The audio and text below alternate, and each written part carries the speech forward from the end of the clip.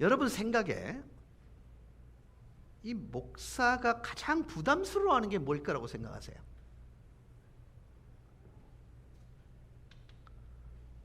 쳐다보는 건 답이 아니니까 좀 답을 얘기해봐요. 목사가 제일 부담스러운 게 뭘까요? 천장로님. 말씀 전하는 거, 설교일 거예요. 근데 이게 말입니다. 노력해서 안 돼. 저는 여러분께 정말 아름답고 소중한 정보들을 전달하기 위해서요, 요약본을 제가 1년에 한 1000권을 읽거든요. 그럼에도 불구하고 어떻게 하면 효과적으로 우리 성도들 마음속에 하나님의 말씀을 새길까? 그래서 인생의 식과 법을 하나님의 말씀이 되도록 할까? 그런 고민을 정말 많이 한단 말이죠. 그래도 이게 안 늘어요. 제가 하나님께 기도하는 그 기도 제목 중에, 하나님, 저희가 세련된 목사는 안 되게 해주십시오. 투박하지만 바른 것, 옳은 것. 이제 사실 제가 이번 주에 제게 주셨던 하나님의 마음이 뭐였냐면, 설득당해 주세요예요. 하나님, 제가 하나님의 말씀을 좀 설득당하게 해주세요. 제 이성적 판단이 아니라 하나님의 말씀에 설득당하게 해주세요. 옳음에 대해서 설득당하게 해주세요. 바름에 대해서 설득당하게 해주세요. 그렇게 기도를 해요. 아무리 몸부림쳐도 순도 100은 존재하지 않더라고요. 내가 알고 있는 바른 식과 법이라 할 때 그 바른 식과 법이 정말 부분적인 거예요. 부분적인 거예요. 제가 우리 성령 목사님 이제 다음 주 휴가 가니까 오늘 굉장히 많이 빵긋빵긋 웃으시던데, 목사님, 제가 자신 있게요, 예수 그리스도의 품성에 대해서 5분의 시간을 드릴 테니까 얘기해 보실 수 있겠습니까? 라고 한다면, 여러분, 목사입니다. 7년의 신학교육을 받은 사람입니다. 자신 있으세요? 생각 좀 하고 대답하소. 너무 짜고 치는 것 같잖아. 다시요. 가능할 것 같아요? 그래. 이게 주고받는 거잖아요. 여러분, 평생을 예수 믿어 오셨잖아요. 제가 테두리를 두지 않냐고 예수님에 관한 얘기를 한 5분의 시간을 드릴 테니까 얘기해 보실 수 있겠습니까? 라고 할 때, 나는 자신 있다. 내 설교 시간 빼드릴 테니까 얘기해 보십시오. 그런 분은요, 눈치 없는 분들이세요. 근데 쉽지가 않습니다. 내가 알고 있다는 그 알미라는 것을요, 전체 이 땅에 존재하는 모든 지식에 관련되어진 것에 점 하나도 안 돼요. 근데 세상 사람들은요, 그리고 우리 가운데서도요, 내가 알고 있는 범주 점 하나 있는 그 안에서 하나님이 안 보이니까 없다라고 얘기합니다. 자기들이 모르는 이 지구 전체에 편재되어 있는 지식, 그 다음에 지혜를 다 동원하면 존재하지 않는 자체가 이상한 거예요. 이 땅을 살아가는 모든 사람들은 어떤 의미에서는 불가지론자입니다. 내가 알고 있는 그 범주 안에서만 있다 없다를 결정을 해요. 근데 여러분이 알고 있다는 그 범주가 얼마나 알겠냔 말이죠. 이순정 목사님, 주식에 대해서 뭐 얼마나 알아요? 그러면 평생 산 유성한 집사님에 대해서 얼마나 알아요? 아직도 몰라. 유성한 집사님, 이건사님에 대해서 얼마나 알아요?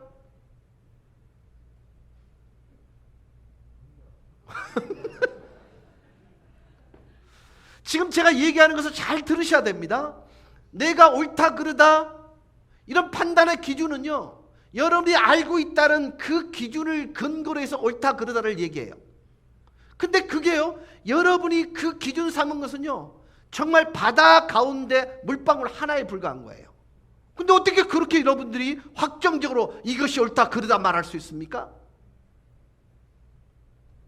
여러분, 제가 지금 그런 심정인 거예요. 하나님의 말씀의 깊이를 생각해 보면요, 오늘 길러낸 이 하나님의 말씀이요, 저는 전부인 것 같은데 나중에 전해놓으면요, 아니에요.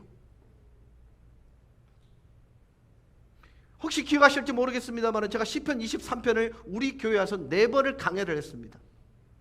근데요, 제 평생 동안 시편 23편을 갖고 말씀을 전하면 저는 말씀을 전할 수 있어요. 왜요? 그만큼 깊이가 달라요.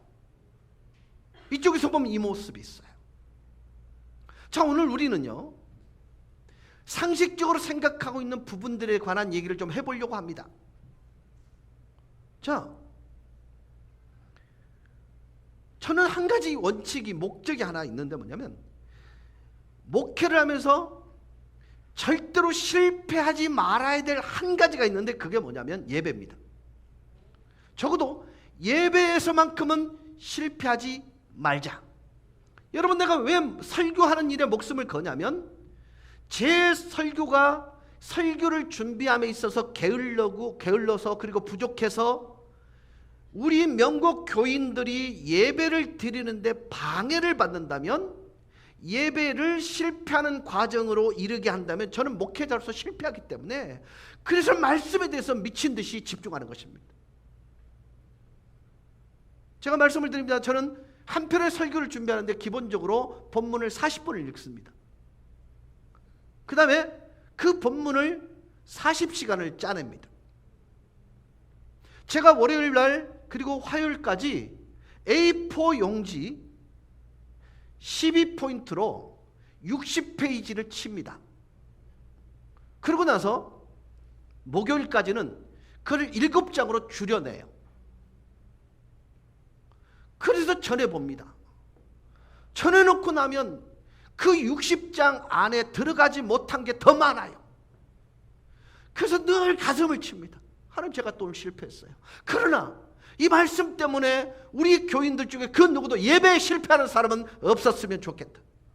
여러분, 예배의 실패란 무엇이에요? 삶으로 이어지는, 하나님의 말씀이 내 인생을 살아가는 식과 법으로, 내 인생의 방식으로 적용되는 일까지 이어지지 않으면 실패한 것입니다. 그렇지 않습니까? 여러분, 공식이 오르면 정답이 나옵니다. 맞습니까? 수학 공식은요, 공식이 제대로 적용이 되면요, 답이 나와요. 인생 역시 동일합니다. 살아가는 삶의 식과 법이 오르면요, 인생의 답도 바르게 나오게 되어 있습니다. 저는요, 예배자로서의 실패가 결국 인생의 실패라고 생각하는 이유가 뭐냐면요, 바른 식을 내 삶 속에 펼칠 수 있는 유일한 것이 하나님의 말씀이기 때문에 그래요.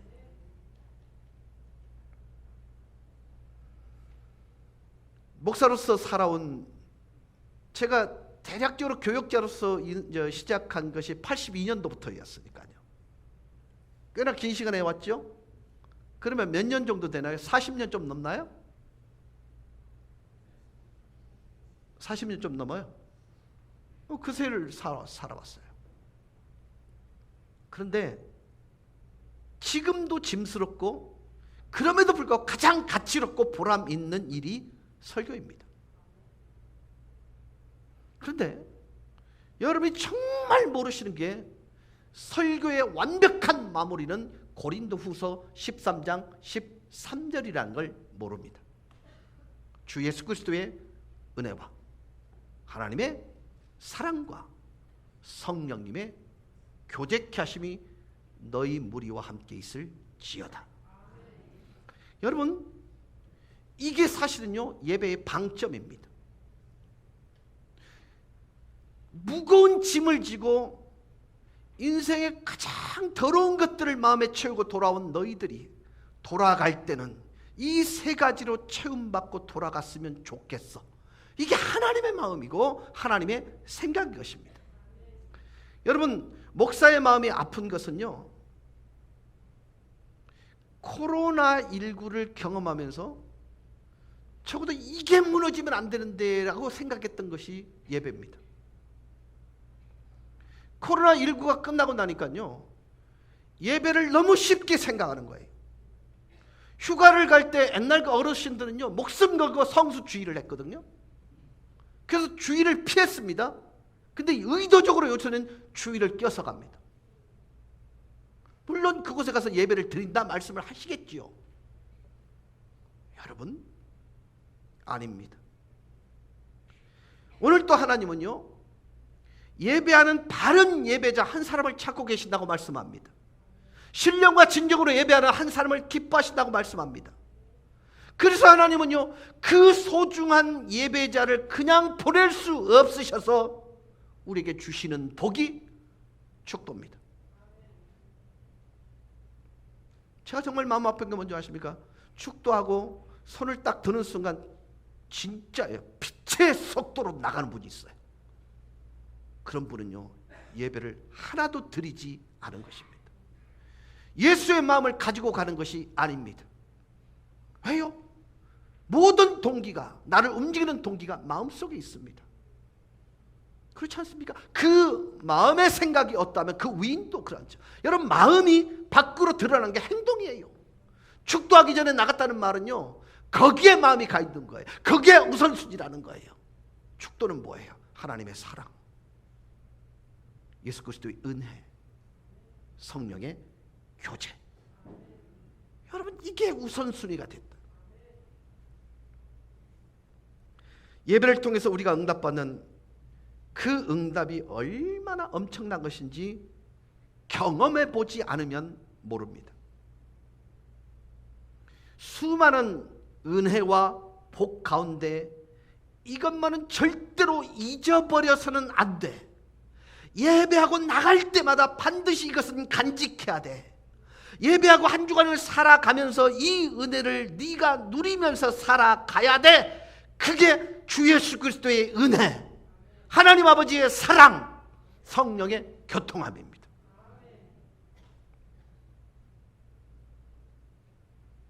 여러분, 제가 강도사 시절 때요, 제 아내가 증인입니다. 제게 위임되어진 사역에서 반드시 저는요, 기본이 3배 이상은 성장시켰습니다. 그래서요, 1년 중에 6개월은 제가 부흥회를 다녔습니다. 정말 바빴습니다. 근데 세상적으로 말하면 돈은 안 됐습니다. 받아오는 게 저는 죄라고 생각했거든요. 오히려 가서 죽어올 때가 더 많았습니다. 근데 정말 갑갑한 게 한 가지 있었습니다. 설교에 문제가 없었어요. 그리고 그를 위해서 축사하는 데도 문제가 없었습니다. 수련을 진행하는 데 어떤 문제도 없었습니다. 근데 이걸 못하는 거예요. 그들을 위해 정말 주옥 같은 말씀을 전하고 그 방점인 강복 선언, 축복 기도를 못하는 거예요. 그래서 제가 오직했으면 그랬을까요? 구역 예배를 가가지고요, 우리 기도하실까요? 그 손은 못 드니까 밑에 손을 딱 펴고 주 예수 그리스도의 은혜와 성령 하나님의, 이런 식으로 이제 제가 고린도후서 13장 13절을 읽었다니까요. 이해가 되셨으면 좋겠어요. 그게 저에게 얼마나 중요한 위치를 차지하고 있는지를 기억하셨으면 좋겠고요. 하나님에게 이 강복 선언이 얼마나 중요한지 여러분이 아셨으면 좋겠어요. 여러분, 고린도후서 13장 13절, 이거 만만한 것 아닙니다. 이거 간단한 것 아닙니다. 우리 교단에서 축도할 때에 마침 문장이 있을지어다 이렇게 돼 있어요. 맞죠? 근데 저는 축원하옵나이다 이렇게 해요.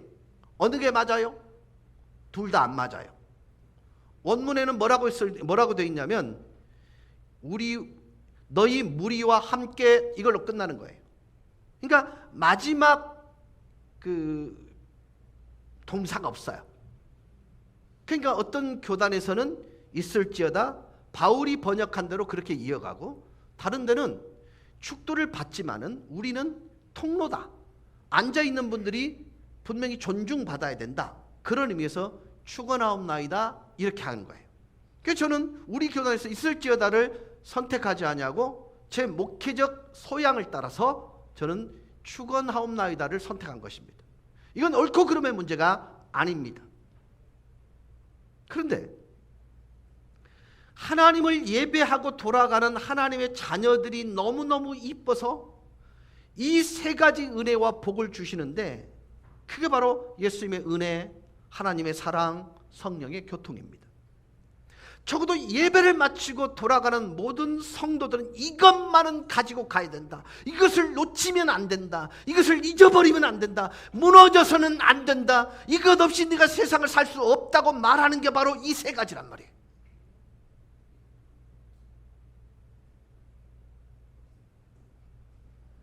성탄절 예배에 어떤 권사님 남편이 교회에 온 거예요. 교인들이 예배하고 돌아가는데 목사님이 이렇게 배웅을 하잖아요. 근데 평소 때 잘 보이지 않던 권사님의 남편이 예배에 왔거든요. 너무 반가워가지고 새해는 좀 규칙적으로 좀 정기적으로 교회 좀 오세요. 그래야 내가 더 반갑지요.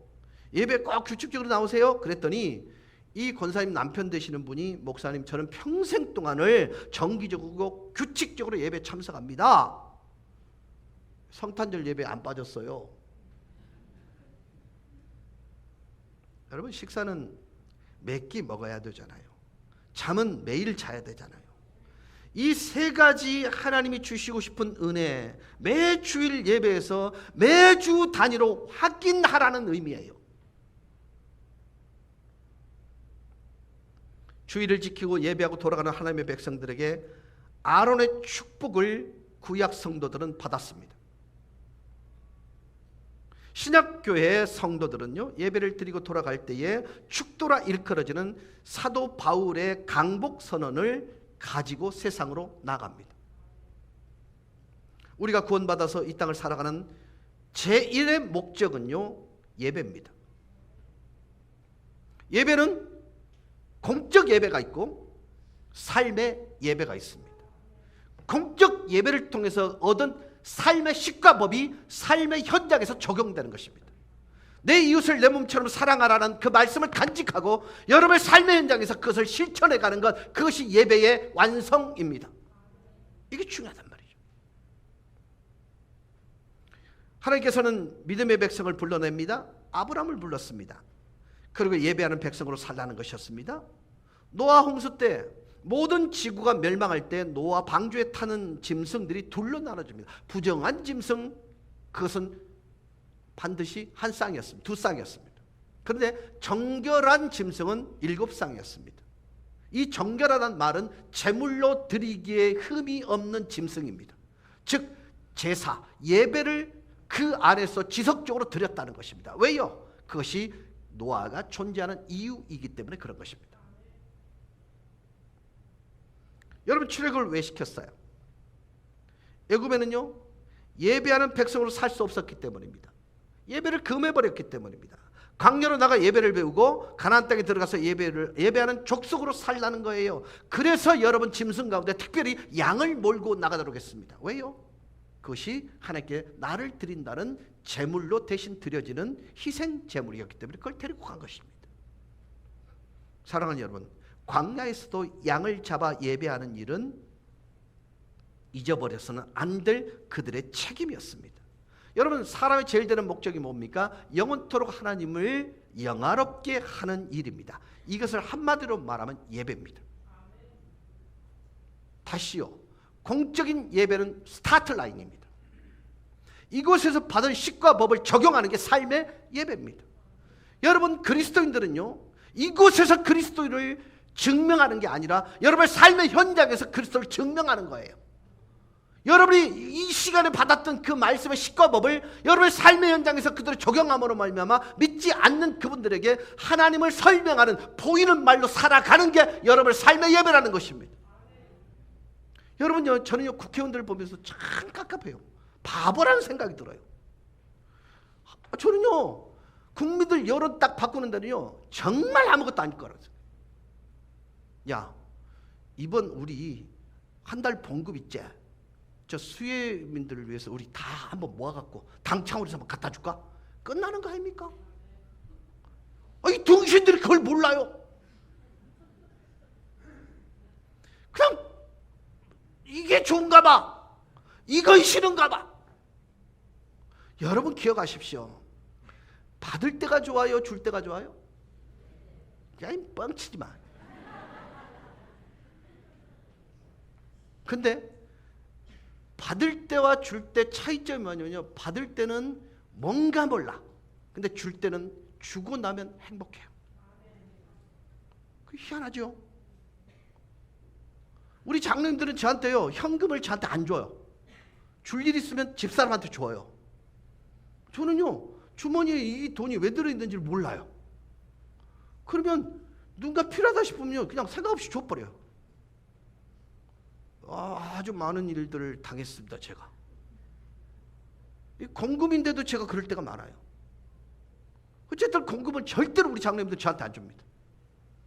그거는 뭐, 저는요, 내 주머니에 있는 거 쓰라고 있는가 보다 써버리죠.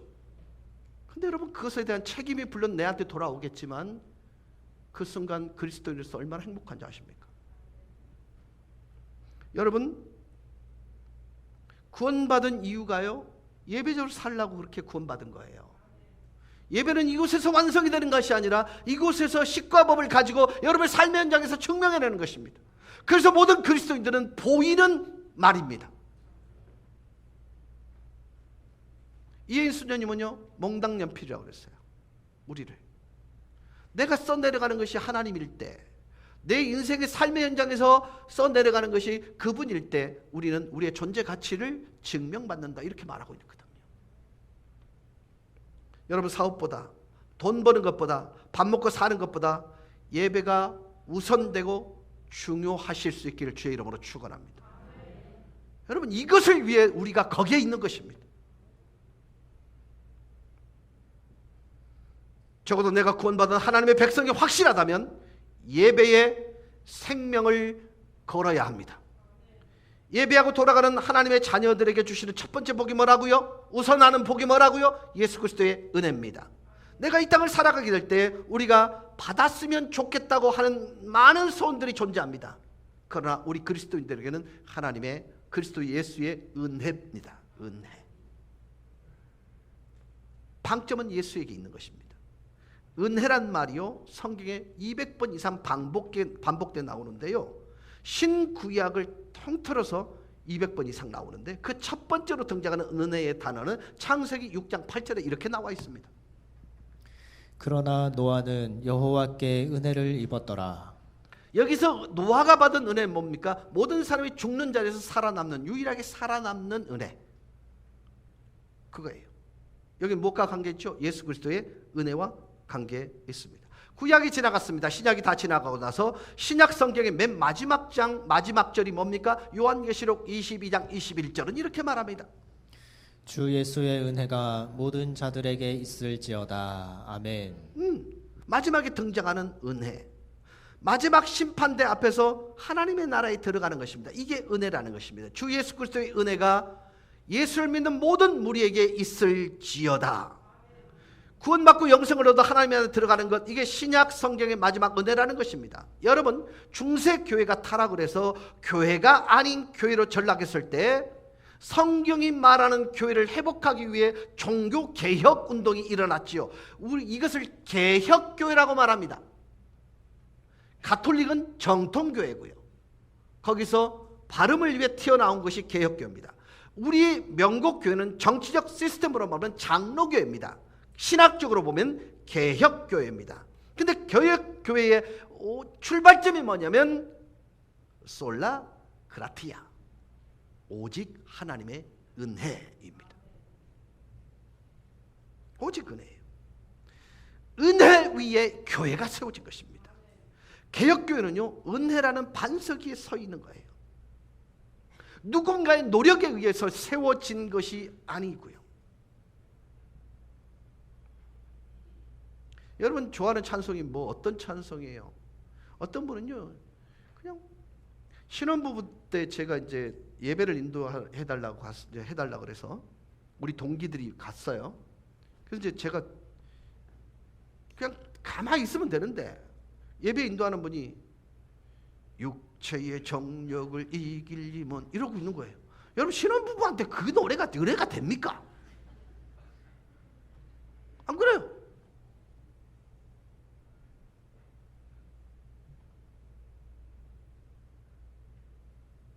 저는 뭘 부르자고 제안했을까요? 씨를 뿌리는 자, 이걸 제가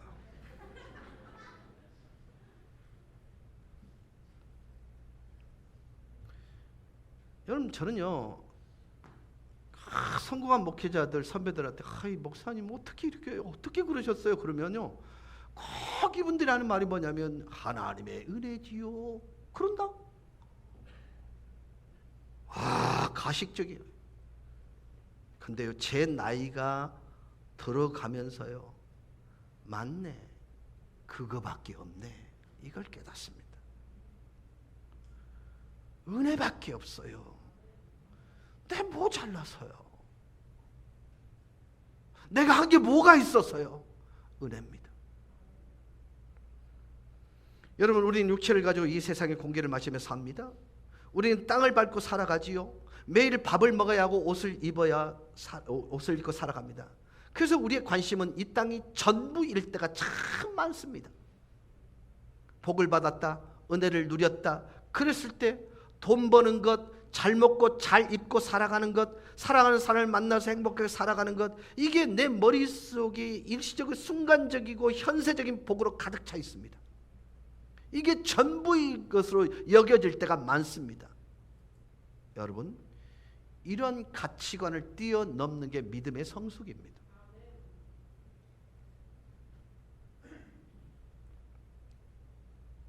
어떤 분이요 머릿속에 좀 젊은 여자하고 살아보고 싶은 마음이 들더래요.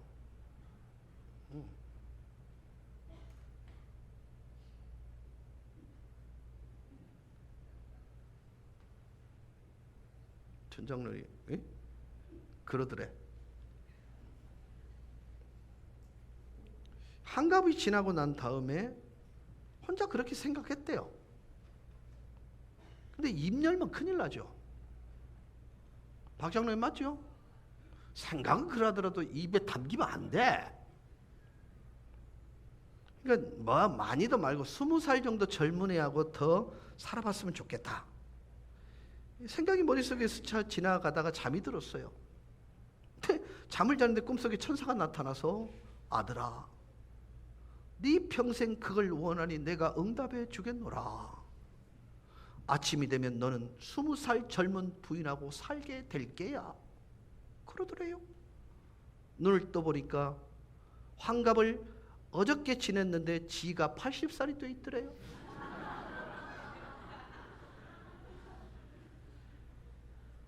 사실 20살짜리하고 30살 젊은 사람하고 살고 있잖아요.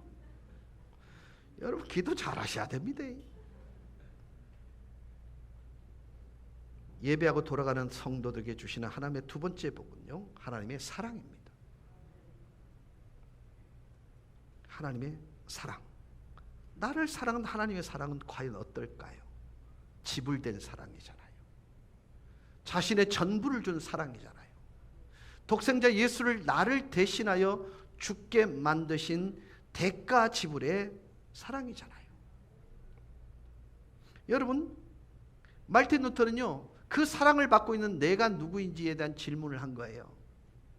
내가 만약 하나님이라면 내 그 악함이 너무너무 지긋지긋해서 하늘에 불비를 내릴 뿐만 아니라 벼락을 내려갖고 지구를 멸망시켜 버렸을 건데, 이런 얘기를 했어요. 그러니까 이게 나의 모습이에요. 근데 내가 받은 하나님의 사랑은요 당신의 전부를 받은 사랑이란 말이죠. 내가 죽어야 될 그 자리에 그분이 대신 죽어 나를 구원해 준 사랑. 여러분, 어떤 의미에서요 이 세상에 가장 큰 기적이 뭐냐면요, 내가 예수 믿는 거예요. 저는 특별히 더더욱 그렇잖아요. 저는 폭력 가정에서 무당인 어머니 밑에서, 그리고 성숙하지 못한 썬뿌리를 가득 가지고 있는 형제들과 사이에서 어떻게 목사가 될 생각을 했어요? 은혜 아니면 설명이 안 돼요. 그러면 사랑이 아니면 설명이 안 된단 말이죠. 여러분, 그분의 독생자 예수를 나를 위해 주신 것, 내가 얼마나 나쁜 놈이냐면요, 예수님이 죽으셔야 구원받을 만큼의 나쁜 놈이에요. 이건 내가 나를 볼 때예요. 은혜를 경험한 내가 나를 볼 때입니다. 그런데 얼마나 내가 소중한 존재냐면요, 하나님의 외아들을 죽여서라도 나를 살릴 만큼 내가 소중한 존재예요. 그건 하나님이 우리를 보는 눈이에요. 자, 축도에 주 예수 그리스도의 은혜와 하나님 아버지의 사랑, 여러분 살아갈 때 세상에서 힘든 일이 있을 게야. 부딪히고 깨어지고 상처 날 수밖에 없는 아픔의 순간이 분명히 올 게야. 그러나 이걸 간직하거라. 예수 그리스도의 은혜, 하나님의 사랑을 네가 기억하고 네 마음속에 그 은혜와 사랑이 뿌리 내리고 있다면 너는 이기는 자로 살아갈 수 있어. 여러분, 내가 누구인지를 아는 것은 정말 중요합니다. 자, 제가 누구인지를 알기 때문에 이 넥타이를 고른 거예요? 어울립니까? 이쁘지? 근데 내가 다른 분하고 이렇게 넥타이를 바꿨을 때 안 어울릴 가능성이 많죠. 그러니까 나는 나를 알고 있기 때문에 내게 맞는 옷을 입을 수 있는 거예요. 여러분, 그리스도인 된 저와 여러분이요, 왜 하나님의 사랑이 필요한지를 알면, 왜 그리스도 예수의 은혜가 필요한 줄 알면, 그리고 성령으로 인하여 하나님과 나의 기도의 줄이 연결되어 있다는 걸 믿으시면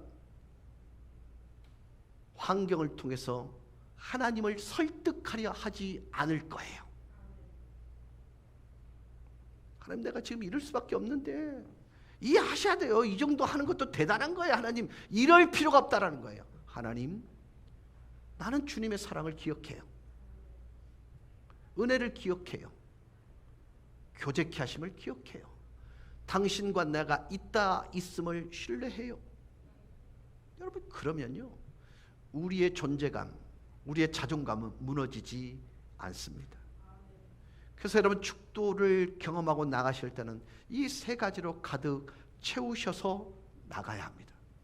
내가 누구야? 이 질문에 대해서 하나님의 전적인 사랑을 간직한 자, 내가 얼마나 소중한 존재야?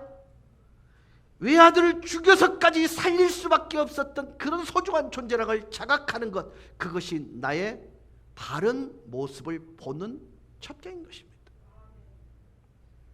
그래서 예수의 은혜, 여러분, 결국 살다 보면요, 내가 한 것 같은데 보니까 더해져 있는 게 인생이더라고요.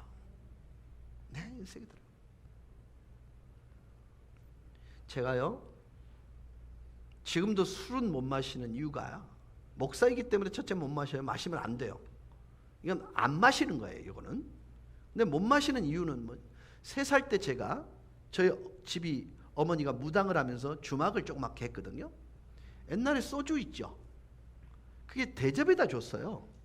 엄마 물 이러다가 제가 이게 정지, 부엌에 그게 있길래 그게 물인 줄 알고 마셨어요. 그래서 제가 3일 동안 죽었어요. 그러니까 살 가능성이 없다 생각하니까 윗목에다 이렇게 밀어놓은 거예요. 근데 가만히 생각해, 내가 삶의 생존에 필요한 모든 것들은 내가 기억하지 못할 그때 있었더라고요. 여러분은 아닌 것 같이 그렇게 보지 마세요. 여러분이 기억하지 못하는 그 순간에 가장 많은 엄마 아빠의 손길이 여러분에게 머물러 있었어요. 그것이 유추해서 기억하면 효자가 되고 효녀가 되고 효부가 되는 것입니다. 근데요, 그것이 나는 경험하지 못했어라고 말해버리면요, 그 부모의 사랑과 나는 무관한 것입니다. 은혜라는 말은 바로 그런 의미입니다. 내가 기억하지 못하지만 생존에 필요한 모든 것은 값없이 주어졌습니다. 자, 우리가 공기 없으면 살아요, 죽어요? 죽어요, 살아요? 죽어요. 근데 그 공기는 무한정입니다. 대가를 지불하지 않아도 됩니다. 그래서 우리는요, 호흡하면서 은혜를 느끼는 겁니다. 근데 일반인들은요, 이게 자연현상이라고 생각하는데 할 말 없습니다. 사랑하는 여러분, 저는요, 자연을 아끼는 것으로 자연이 보호되는 게 아니라고 봐요. 사람이 바뀌면 자연은 보존되게 되어 있습니다. 그 마음속이 이타적인 하나님의 사랑으로 바뀌게 되면요, 과하지 않습니다. 오버워크도 않습니다. 넘치지도 않습니다. 이제 말씀을 정리할까 합니다. 여러분, 내가 누구인지 아는 것은 너무너무 중요합니다. 그리스도인 된 저와 여러분은 그분에 의해 존재 가치가 증명됩니다. 그런데 그 증명되는 현장은 여러분의 삶의 현장입니다. 그리스도인들은 방향 표지판이라고 제가 항상 말씀을 드립니다. 아, 저 사람은 뭔가 다르게 말하네? 저 사람은 다르게 표현하네? 저 사람은 다르게 살고 있네? 그 원인을 분석해 보니까 그 속에 그리스도가 있더라는 것입니다. 여러분, 그것이 증명하는 삶이요, 들켜내는 삶이 되는 것입니다. 사랑하는 여러분, 많이 힘드셨죠? 한 주간 정말 버거우셨죠? 이제 그 버거움은 이 예배와 함께 맞바꾸세요. 돌아가실 때는 주 예수 그리스도의 은혜를 간직하고, 그분이 나에게 은혜라는 아름다운 방편을 주셨고, 두 번째, 나를 외아들을 죽이면서까지 죽여서도 살릴 만큼 내가 소중한 존재라는 하나님의 사랑을 인식하고, 단 한순간도 내가 그분과 결별하지 않고 이때였다는 사실을 인식할 수만 있다면 여러분은 다 가진 자로 교회 문을 나설 수 있는 것입니다. 힘내세요. 그렇지만 쫄지 마세요. 하나님이 우리의 아버지시고요, 예수 그리스도가 우리의 구원자시고, 성령 하나님은 단 한순간도 우리를 놓치지 않는 동행자이십니다. 그래서 여러분의 삶의 선택이 식과 법이 옳은 그런 선택이 되기를 주 예수 그리스도 이름으로 간절히 축원합니다. 우리 다 같이 기립하셔서 찬송하며 나가십시다.